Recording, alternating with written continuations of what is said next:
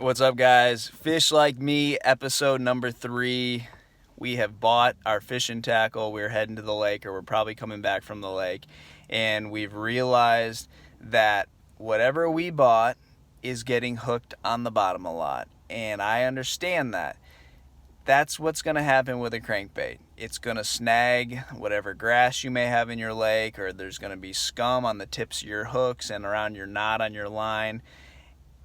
This is not the most easiest technique to learn the first time you go to the lake. You're going to have to work at it. There's going to take some practice in understanding how this bait deflects off the bottom and the cover and whatever you're throwing your bait at. If it's rocks or wood or grass, you're going to hit that type of stuff, but that's what you want to do. That is going to be you fishing it correctly. That's going to entice bigger fish. When it hits a piece of grass and gets stuck for a split second, then rips free, that makes the fish react. Same thing with wood or a rock. You just hit that stuff, and that's going to entice those bigger fish, most importantly, to bite your bait. Well, what is happening if every single time I reel my bait back and it's got something on there? You need to change your cadence, and you need to change the position of your rod. Now, if you throw your bait out and you're winding it back and you have your rod tip down by your feet and you make 3 or 4 cranks and you hit something, you're probably grinding that bait too quickly down in the water column. So when you throw out there, bring your rod tip up.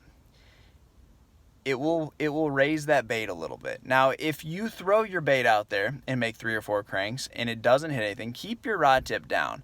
Once you start feeling it get into the cover, bring that rod tip up, slow your cadence down. You don't want it to bog down into whatever you're throwing it at. You want it to just make contact, be close to it, because that's where the fish are going to be positioned, but you don't want it to foul up your lure, because if you foul up your bait, you're going to have to wind it all the way in, take all that junk off, and it's going to ruin the cast. You're going to have no chance of catching a fish.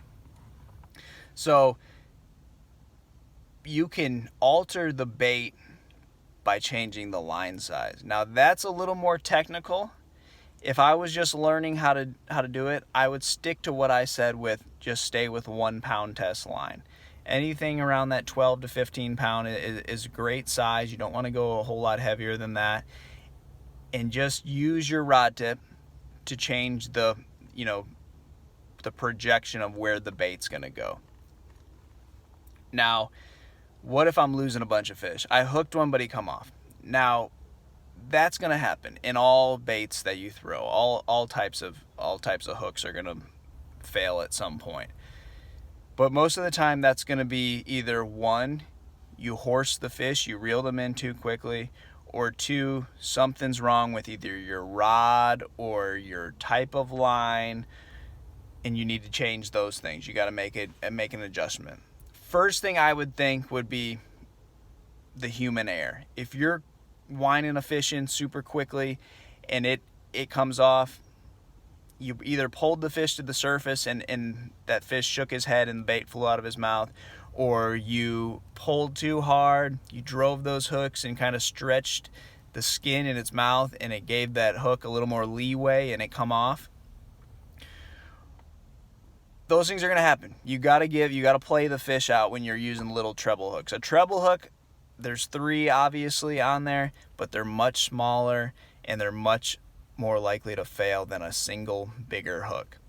So play with your line size, play with the rod. That's all part of the fun in this. You're going to lose some fish, you're going to land some fish, you're going to get more bites. Keep your bait near the bottom, deflect it off the cover. Play with how your trajectory of your line is by where your rod is positioned, down by your feet, up by your head at 3 o'clock. And give those things a try. Let me know how that goes, guys. A crankbait is going to be a more efficient tool for you short-term and long-term to catching more fish and bigger fish. Stick with it. It's not going to be easy, and let me know how it goes. Thanks, guys.